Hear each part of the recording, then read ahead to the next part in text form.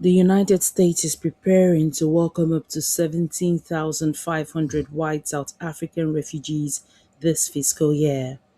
This is more than double the previous COP.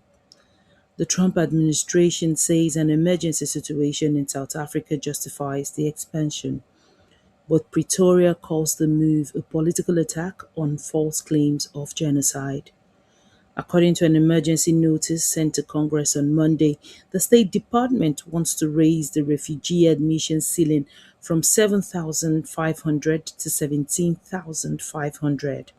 The additional 10,000 spots are reserved exclusively for Afrikaners, a white ethnic group descended from 17th century Dutch settlers. The estimated cost of the expansion is $100 million. In its notice, the State Department wrote, and I quote, "Unforeseen developments in South Africa have created an emergency refugee situation." The department also accused the South African government of using official rhetoric to undermine the resettlement program and to attack Afrikaners. The administration points to a specific incident last December. According to Associated Press reporting, South African authorities raided a U.S. refugee processing center in Johannesburg. 7 Kenyans working as contractors for an American organization were arrested.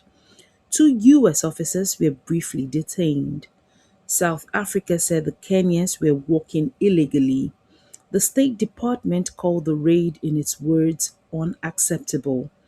The roots of the dispute go back to President Trump's repeated claims of white genocide in South Africa. Those claims are rejected by Pretoria and by independent experts. Speaking during a tense Oval Office meeting with President Cyril Ramaphosa in May of last year, Trump played a video of a South African politician singing a controversial anti-apartheid song. According to a BBC transcript, Trump then said, and I quote, "They are being executed. They happen to be white and most of them happen to be farmers. They are taking people's land away." President Ramaphosa rejected the allegations immediately. He said his government is completely opposed to the conduct described and that the politician's statement does not reflect official policy. Experts in South Africa say there is no evidence that white farmers are being targeted for their race.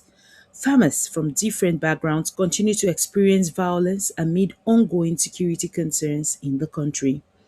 Since Trump returned to the White House, diplomatic relations between the two countries have collapsed. Washington has cut off aid to South Africa, expelled its ambassador, and boycotted the G20 summit in Johannesburg last year. South Africa has also been banned from this year's G20, which is scheduled to take place at a Trump-owned resort in Miami. State Department figures show that of the 6,069 refugees admitted under the current program, 6,066 were white South Africans. This is 99%. Critics note that the overall refugee cap of 7,500 is a historic low, down from 125,000 under the previous administration. The expansion for one group while the rest of the world remains locked out is expected to further inflame tensions with Pretoria. I am Otaria Benjamin, reporting with clarity on the issues that impact our continent. This is Media Room Africa.